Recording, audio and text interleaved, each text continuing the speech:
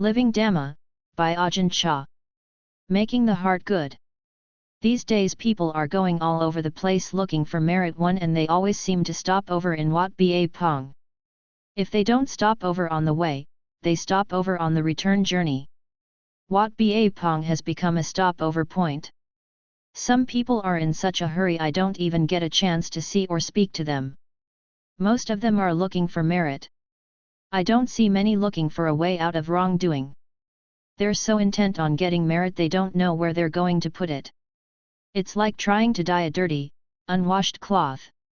Monks talk straight like this, but it's hard for most people to put this sort of teaching into practice. It's hard because they don't understand. If they understood, it would be much easier. Suppose there was a hole, and there was something at the bottom of it. Now anyone who put their hand into the hole and didn't reach the bottom would say the hole was too deep. Out of 100 or 1,000 people putting their hands down that hole, they'd all say the hole was too deep. Not one would say their arm was too short. There are so many people looking for merit. Sooner or later they'll have to start looking for a way out of wrongdoing. But not many people are interested in this. The teaching of the Buddha is so brief, but most people just pass it by, just like they pass through Wat Nong Pah Pong. For most people that's what the Dhamma is, a stopover point. Only 3 lines, hardly anything to it. Sabbad papasa akaranam, refraining from all wrongdoing. That's the teaching of all Buddhas. This is the heart of Buddhism. But people keep jumping over it, they don't want this one. The renunciation of all wrongdoing, great and small, from bodily, verbal, and mental actions, this is the teaching of the Buddhas. If we were to dye a piece of cloth we'd have to wash it first. But most people don't do that. Without looking at the cloth, they dip it into the dye straight away. If the cloth is dirty, dyeing it makes it come out even worse than before. Think about it. Dyeing a dirty old rag, would that look good? You see? This is how Buddhism teaches, but most people just pass it by. They just want to perform good works, but they don't want to give up wrongdoing. It's just like saying the hole is too deep. Everybody says the hole is too deep, nobody says their arm is too short. We have to come back to ourselves. With this teaching you have to take a step back and look at yourself. Sometimes they go looking for merit by the busload. Maybe they even argue on the bus, or they're drunk. Ask them where they're going and they say they're looking for merit. They want merit but they don't give up vice. They'll never find merit that way. This is how people are. You have to look closely, look at yourselves. The Buddha taught about having recollection and self-awareness in all situations. Wrongdoing arises in bodily, verbal, and mental actions. The source of all good, evil, will and harm lies with actions, speech, and thoughts. Did you bring your actions, speech, and thoughts with you today?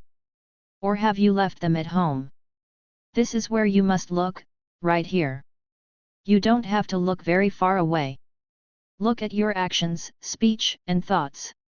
Look to see if your conduct is faulty or not. People don't really look at these things. Like the housewife washing the dishes with a scowl on her face. She's so intent on cleaning the dishes, she doesn't realize her own mind's dirty. Have you ever seen this? She only sees the dishes. She's looking too far away, isn't she? Some of you have probably experienced this, I'd say. This is where you have to look. People concentrate on cleaning the dishes but they let their minds go dirty. This is not good, they're forgetting themselves. Because they don't see themselves, people can commit all sorts of bad deeds. They don't look at their own minds. When people are going to do something bad they have to look around first to see if anyone is looking. Will my mother see me? Will my husband see me? Will my children see me? Will my wife see me? If there's no one watching then they go right ahead and do it. This is insulting themselves. They say no one is watching, so they quickly finish the job before anyone will see. And what about themselves? Aren't they a somebody? You see? Because they overlook themselves like this, people never find what is of real value, they don't find the Dhamma. If you look at yourselves you will see yourselves. Whenever you are about to do something bad, if you see yourself in time you can stop. If you want to do something worthwhile then look at your mind. If you know how to look at yourself then you'll know about right and wrong, harm and benefit, vice and virtue. These are the things we should know about. If I don't talk of these things you won't know about them. You have greed and delusion in the mind but don't know it. You won't know anything if you are always looking outside. This is the trouble with people not looking at themselves. Looking inwards you will see good and evil. Seeing goodness, we can take it to heart and practice accordingly. Giving up the bad, practicing the good, this is the heart of Buddhism. Sabba papasa akaranam. Not committing any wrongdoing, either through body, speech, or mind. That's the right practice, the teaching of the Buddhas. Now our cloth is clean. Then we have Kusalasapasampada making the mind virtuous and skillful. If the mind is virtuous and skillful we don't have to take a bus all over the countryside looking for merit. Even sitting at home we can attain to merit. But most people just go looking for merit all over the countryside without giving up their vices. When they return home it's empty-handed they go, back to their old sour faces. There they are washing the dishes with a sour face, so intent on cleaning the dishes. This is where people don't look, they're far away from merit. We may know of these things, but we don't really know if we don't know within our own minds. Buddhism doesn't enter our heart. If our mind is good and virtuous it is happy. There's a smile in our heart. But most of us can hardly find time to smile, can we? We can only manage to smile when things go our way. Most people's happiness depends on having things go to their liking. They have to have everybody in the world say only pleasant things. Is that how you find happiness? Is it possible to have everybody in the world say only pleasant things? If that's how it is, when will you ever find happiness? We must use Dhamma to find happiness. Whatever it may be, whether right or wrong, don't blindly cling to it. Just notice it then lay it down. When the mind is at ease then you can smile. The minute you become averse to something the mind goes bad. Then nothing is good at all. Sasidapari yodapanam, having cleared away impurities the mind is free of worries, peaceful, kind, and virtuous. When the mind is radiant and has given up evil, there is ease at all times. The serene and peaceful mind is the true epitome of human achievement. When others say things to our liking, we smile. If they say things that displease us we frown.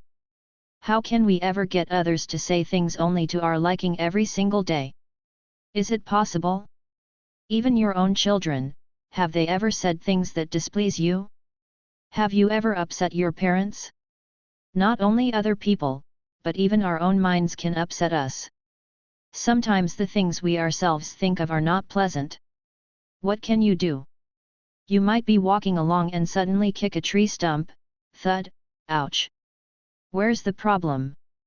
Who kicked who anyway? Who are you going to blame? It's your own fault. Even our own mind can be displeasing to us. If you think about it, you'll see that this is true. Sometimes we do things that even we don't like. All you can say is damn, there's no one else to blame. Merit or boon in Buddhism is giving up that which is wrong. When we abandon wrongness then we are no longer wrong. When there is no stress there is calm. The calm mind is a clean mind, one which harbors no angry thoughts, which is clear. How can you make the mind clear? Just by knowing it. For example, you might think, today I'm in a really bad mood, everything I look at offends me, even the plates in the cupboard. You might feel like smashing them up, every single one of them. Whatever you look at looks bad, the chickens, the ducks, the cats and dogs, you hate them all. Everything your husband says is offensive. Even looking into your own mind you aren't satisfied. What can you do in such a situation? Where does this suffering come from? This is called having no merit. These days in Thailand they have a saying that when someone dies his merit is finished. But that's not the case. There are plenty of people still alive who've finished their merit already, those people who don't know merit. The bad mind just collects more and more badness. Going on these merit-making tours is like building a beautiful house without preparing the area beforehand. In no long time the house will collapse, won't it? The design was no good. Now you have to try again, try a different way. You have to look into yourself, looking at the faults in your actions, speech, and thoughts. Where else are you going to practice, other than at your actions, speech, and thoughts? People get lost. They want to go and practice Dhamma where it's really peaceful, in the forest or at Wat Nong Pah Pong. Is Wat Nong Pah Pong peaceful? No, it's not really peaceful. Where it's really peaceful is in your own home. If you have wisdom wherever you go you will be carefree. The whole world is already just fine as it is. All the trees in the forest are already just fine as they are, there are tall ones, short ones, hollow ones, all kinds. They are simply the way they are. Through ignorance of their true nature we go and enforce our opinions onto them. Oh, this tree is too short. This tree is hollow. Those trees are simply trees, they're better off than we are. That's why I've had these little poems written up in the trees here. Let the trees teach you. Have you learned anything from them yet? You should try to learn at least one thing from them. There are so many trees, all with something to teach you. Dhamma is everywhere, in everything in nature. You should understand this point. Don't go blaming the hole for being too deep, turn around and look at your own arm. If you can see this you will be happy. If you make the merit or virtue, preserve it in your mind. That's the best place to keep it. Making merit as you have done today is good, but it's not the best way. Constructing buildings is good, but it's not the best thing. Building your own mind into something good is the best way. This way you will find goodness whether you come here or stay at home. Find this excellence within your mind. Outer structures like this hall here are just like the bark of the tree, they're not the heartwood. If you have wisdom, wherever you look there will be Dhamma. If you lack wisdom, then even the good things turn bad. Where does this badness come from? Just from our own minds, that's where. Look how this mind changes. Everything changes. Husband and wife used to get on all right together, they could talk to each other quite happily. But there comes a day when their mood goes bad, everything the spouse says seems offensive. The mind has gone bad, it's changed again. This is how it is. So in order to give up evil and cultivate the good you don't have to go looking anywhere else. If your mind has gone bad, don't go looking over at this person and that person.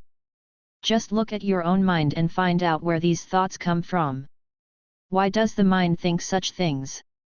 Understand that all things are transient. Love is transient, hate is transient. Have you ever loved your children? Of course you have. Have you ever hated them? I'll answer that for you, too. Sometimes you do, don't you? Can you throw them away? No, you can't throw them away. Why not? Children aren't like bullets, are they? 2 bullets are fired outwards, but children are fired right back to the parents. If they're bad it comes back to the parents. You could say children are your karma. There are good ones and bad ones. Both good and bad are right there in your children. But even the bad ones are precious. One may be born with polio, crippled and deformed, and be even more precious than the others. Whenever you leave home for a while you have to leave a message, look after the little one, he's not so strong. You love him even more than the others. You should, then, set your minds well half love, half hate. Don't take only one or the other, always have both sides in mind. Your children are your karma, they are appropriate to their owners. They are your karma, so you must take responsibility for them. If they really give you suffering, just remind yourself, it's my karma. If they please you, just remind yourself, it's my karma. Sometimes it gets so frustrating at home you must just want to run away.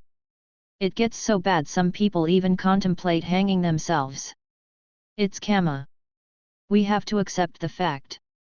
Avoid bad actions, then you will be able to see yourself more clearly. This is why contemplating things is so important. Usually when they practice meditation they use a meditation object, such as Buddho, Dhammamo or Sangho. But you can make it even shorter than this.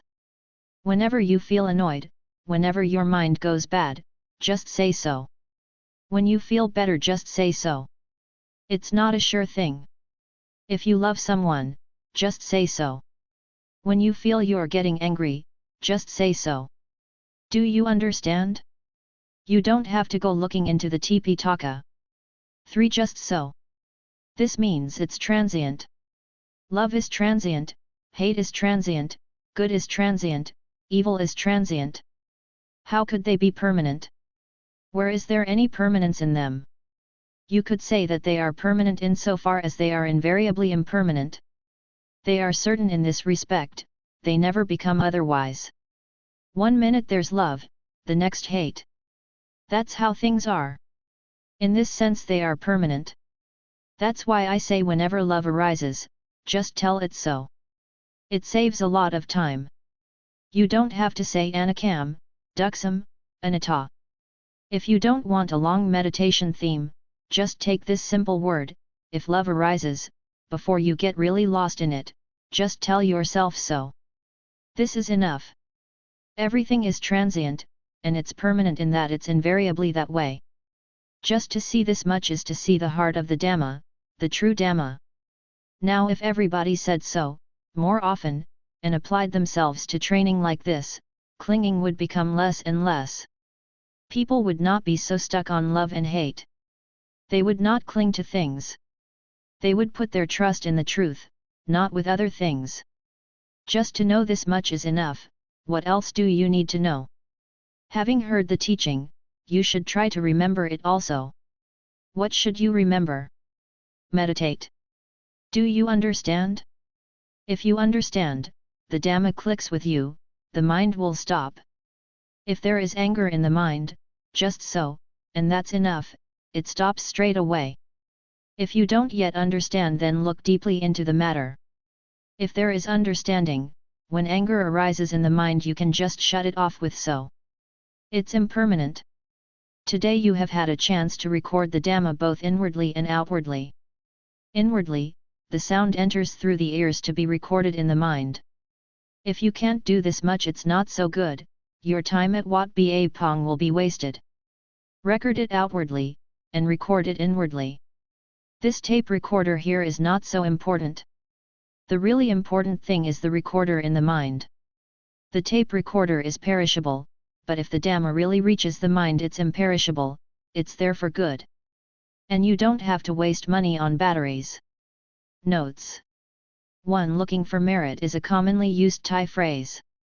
It refers to the custom in Thailand of going to monasteries, or wats, paying respect to venerated teachers and making offerings. 2. There is a play on words here between the Thai words look, meaning children, and lukpun, meaning literally gun children, that is, bullets. 3. The Buddhist Pali Canon.